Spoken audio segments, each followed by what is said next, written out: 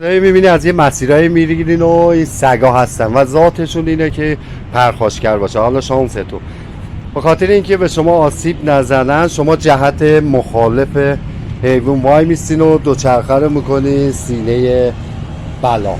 حالا ببینیم این بگیر هست یا نه هستم. ما الان از مسیر به راحتی از کنارش میخوایم بگذر.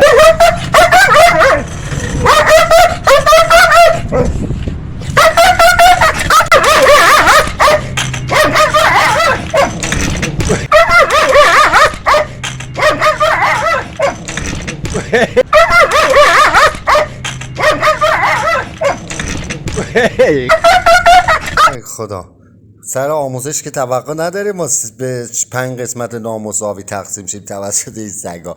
در کل آقا شما به همینجوری فاصله رو هر چی اگر عرض خیابون پهن‌تره برین و گوشه گوشه دیگه رد شید برید دیگه. زیاد سر به سر این حیونا نذارین، اینا زیاد زبون نمیفهمن مخصوصا موقع غذا خوردن. اینم که میگن نژادش گریتلیانه نمیدونم والله.